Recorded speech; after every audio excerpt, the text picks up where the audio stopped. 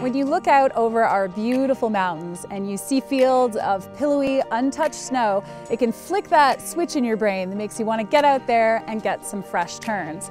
But before you head out to the backcountry, you need to be avalanche aware. The backcountry can be a very dangerous place, and if you're not prepared, it can turn your dream day into a nightmare. So we're going to head out and learn more about avalanche awareness and avalanche safety on today's Where You Live.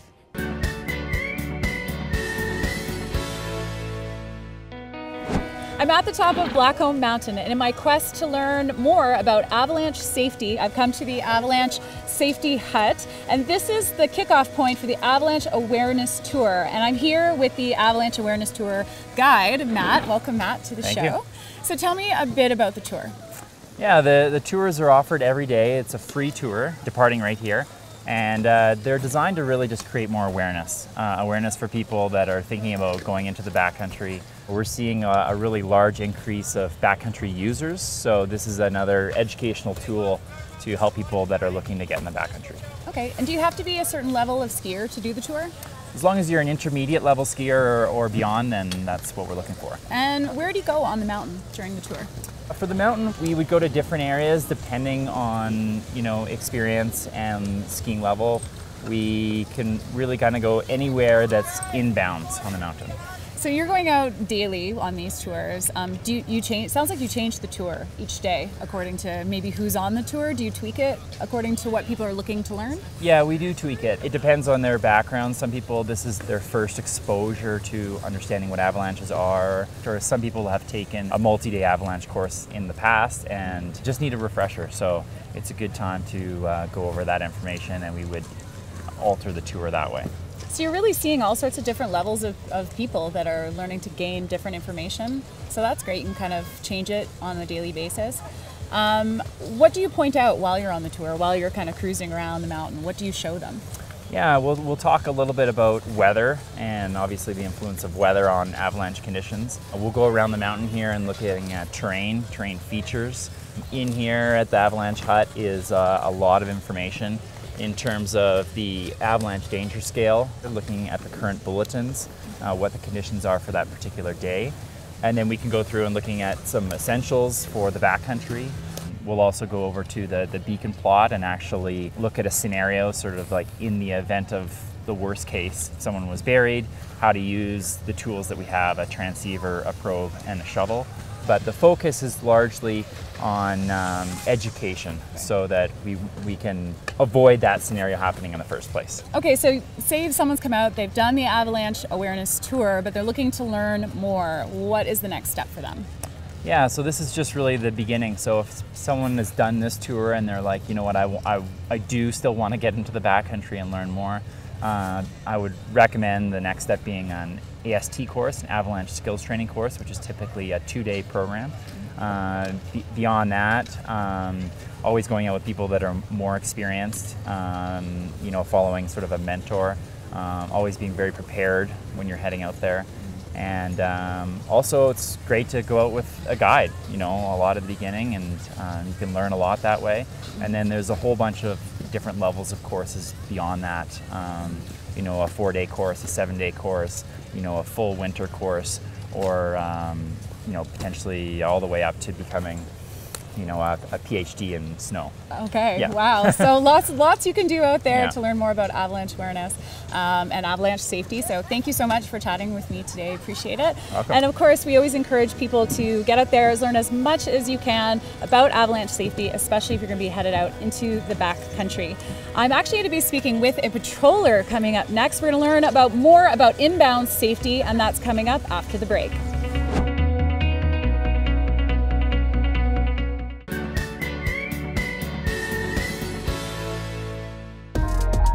Hey guys, we're up here on Blackcomb Mountain today learning more about avalanche safety and avalanche awareness. I just found out a lot of information about the avalanche awareness tours that they do here at Whistler Blackcomb.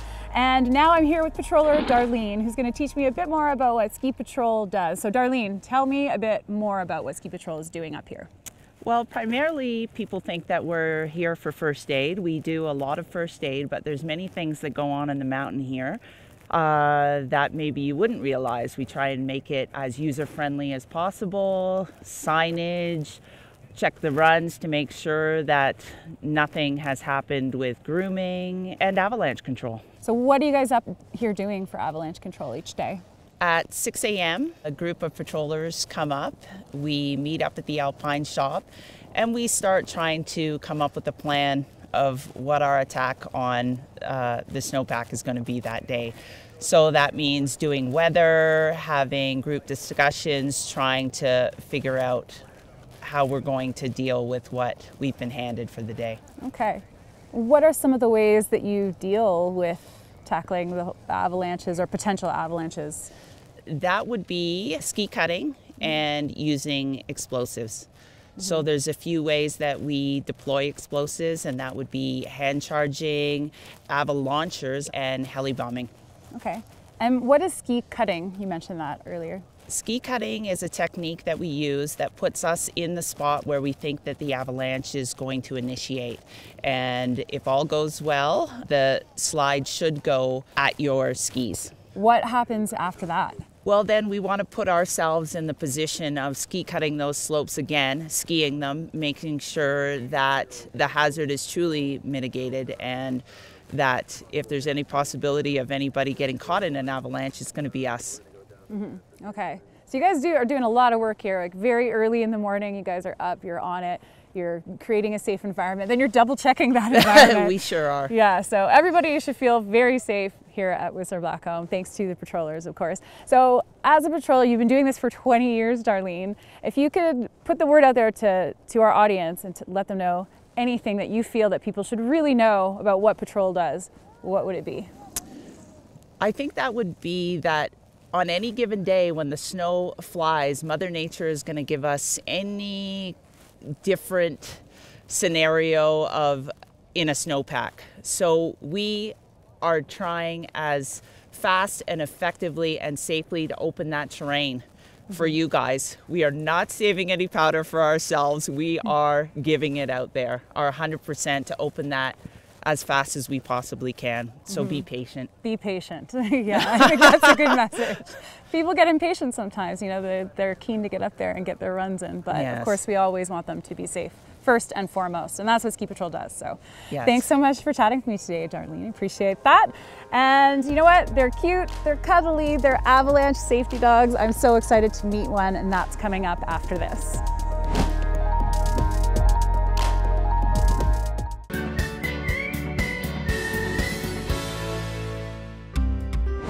Here at Whistler Blackcomb, avalanche safety dogs are a part of the team, and no offense to the patrollers, but they do kind of steal the show a little bit, especially little Kitty here, who is an avalanche dog in training. And I'm here with Tasso. You're the ski patroller that's in charge of Kitty. Nice. So tell me, why is it important to have dogs on your team? Well, with the proximity of us, Whistler Blackcomb being so close to the provincial parks, and with the increasing number of winter outdoor enthusiasts out there, our service as a resource so proximal to these locations it's kind of vital to the community. Mm-hmm. We're there to help people, and we can respond so efficiently. Mm-hmm. So avalanche dogs, when you're choosing one to join your team, what makes that decision? Well, it's important to have a dog that likes to please their owner.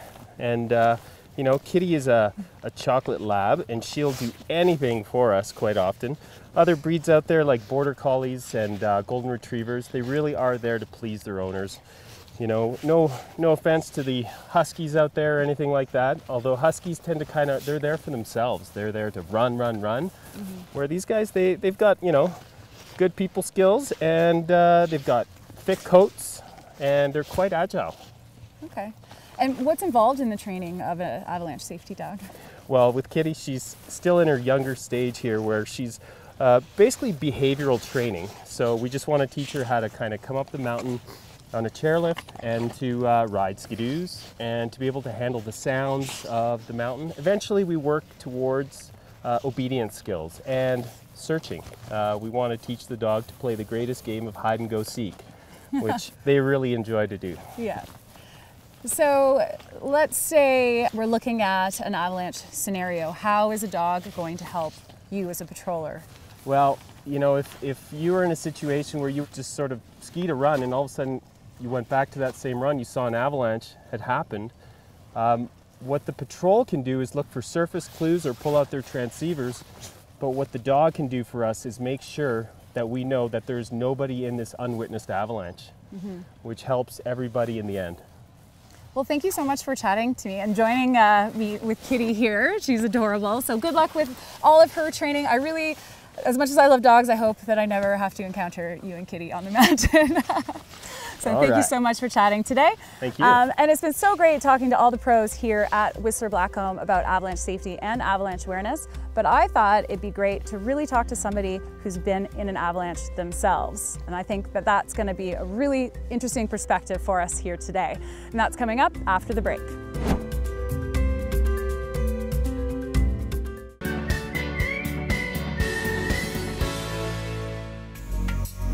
So I'm here with Wayne Flan, who is a ski patroller, avalanche safety guide, and a bit of the avalanche professional locally here in Whistler. Welcome, Wayne, to the show. Thank you very much. So tell me a bit, how did you get into skiing? I started skiing when I was 14. I was a hockey player, and then it was getting a little rough, and I decided I'd try something new, and luckily a ski hill was developed in my hometown in Campbellton, New Brunswick, and I decided to try it. Luckily, there was a coach there who took me under his wing, and he taught me how to ski. And by the time I was 18 years old, I was an instructor. I was doing a bit of coaching, and I went to university with skiing. It was always part of my life. When I was at school, I was in charge of the ski club, the coach for the ski team, race for the ski team. So it's been a big part of my life. And then when I graduated, I decided to come to Whistler because I wanted to ski in the big mountains, much bigger than New Brunswick, and started, teaching here and coaching a little bit. Fell in love with the place. Never did pursue a career, kind of became a ski bum. Well, almost. Skiing is your career. Skiing is my career, yes, it's Yeah. very true. And when did you take your skiing to the next level where you're learning about avalanches, you're studying avalanches? As soon as I moved here and realized that I was in the big mountains and there were lots of hazards, I took some courses, just an introductory course to avalanches from Chris Stratham, who is a very famous avalanche guru in Canada. And took a whole bunch of courses after that. I became a ski patroller in 1984, and that's when my career really started off as far as being a professional. I was thinking about becoming a guide at the time. I went on a trip around the world, came back in 1984, started ski patrolling, took another avalanche course, and then I had the opportunity to become the avalanche forecaster at Blackcomb in 1986-87. Took some more courses, became a forecaster, and after that, just stayed in the business. Mm-hmm. So it's been a lifetime of skiing for you and studying everything that has to do with skiing and ski safety. It has been, and I started a company back in the late 80s doing some consulting work for the film industry, and that was also part of the avalanche thing, but more helicopter safety, and I pursued that. And I still pursued the ski patrolling, and at one point in time I became a paramedic. I wasn't so keen on being a paramedic, so I went back to ski patrolling, but heli ski guiding. So I've had a fairly large scope of what's going on in the whole industry. Yeah. And Absolutely. I still love it. Yeah, like you've really much covered the gambit here. So I really want to hear the story. I understand a few years back that you were caught in an avalanche. So can you tell me about that story? I was caught in an avalanche. I was working with a film crew, and we were just north of Pemberton, in the Pemberton Meadows. And it was one of those days where I was a little, the hair was in the back of my neck, and I was ski cutting, and there were stiff slabs, and I was doing a good job of ski cutting, making sure everybody's safe. And then when I was doing a ski cut, I was going across the slope, basically hit a rock under the snow, and it kind of veered me off to the wrong direction I wanted to go in. So suddenly I'm on this avalanche, and I started skiing off to the right. And just as I was about to ski off, the avalanche grabbed the tails of my skis. So my tips were on snow that wasn't moving, my tails were on snow that was going probably 80 kilometers an hour. It spun me in the air and broke my leg in the air. Both skis flew off, and I landed on the avalanche debris and rode it out like a crazy carpet. So it was a pretty wild ride, and I knew I couldn't swim because here I am with a fractured femur. And luckily I landed on a bench, and I had all my safety gear in the helicopter, and one of the other people that was with me, they knew a little bit about first aid, not a lot, So anyway, we landed the helicopter, we packaged me, and we flew me to the clinic.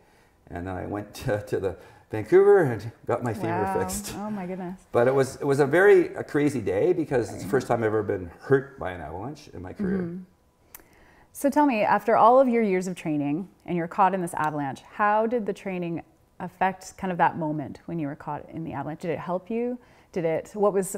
Well, there's anger because, you know, here I am getting caught in an avalanche and I knew that I broke my leg right away. So I was very mad at myself and very happy that I didn't get buried and I was still alive. It wasn't a huge avalanche, it was about a size 2, 2.5.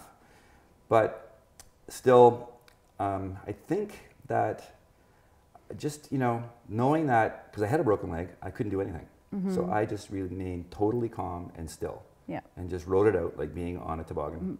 When you're caught in the avalanche, is it like running through your brain all the things you should be doing to keep yourself as safe as possible? Oh, for sure it is. And, you know, but knowing that I couldn't do that, because I mean, fractured femur is no fun. And I absolutely knew right away that I had fractured my femur. So what happened after the avalanche? Basically, I just organized myself and the people who were there with me, and we got me in the helicopter and I flew to Whistler here, and then eventually they transported me down to Vancouver General.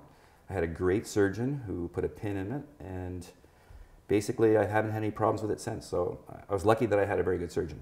And when you were up there, I mean, I'm assuming you had all the gear. You've got shovels and probes and... Oh, we had all the gear. Yeah. Everybody in my group had, you know, the safety gear. Luckily, you know, none of them got buried. It's amazing how many times guides and ski patrollers actually put themselves at risk to help the public or their clients. And that was one time where, you know, I calculated a ski cut. I thought it was going to work. It didn't, and unfortunately, you know, I had an incident. And I think that can just attest to that it doesn't matter how trained you are, how well prepared you are, and that anything can happen. So you just never know. You never know. With avalanches, I always say there are no experts. Unfortunately, a lot of people who know a lot about avalanches do get, you know, buried in avalanches, and some people do die in avalanches. They can be very experienced guides. They can be novices. It doesn't really matter. Avalanches don't recognize you as an expert. So, you know, if it happens, unfortunately, you may suffer the consequences. So tell me about your blog. You have an incredibly popular blog and social media following because you know, you're considered the expert here in Whistler. So tell me, how did all that get started for you? Yeah, I don't really consider myself an expert because there are no experts, like I said. But it was about 6 years ago, and the snowpack was not nice. It was early in the year. We already had quite a bit of snow and some crust that I was concerned about. So I thought, how can I, you know, get the information out there? So I started my blog and started getting the information out and started getting more followers. So, you know, this is like 6 years ago. So in the past 6 years, it became very popular and a lot of people look at it every day. And then I got more, not just about the avalanches, but about the weather and trying to, like, you know, guess the weather, what it's going to do, and guesstimate how much snow is going to fall in storms, which is kind of fun. It's kind of a game for me and a hobby. So I just wanted to get, you know, information out there about avalanches and how it affects people and how you can be safer in the mountains. Well, you seem to be doing a very good job because, like I said, it's a very popular blog that people follow religiously. You've got lots of followers on your social media as well that are following you. So I think that, you know, people hold you in pretty high regard.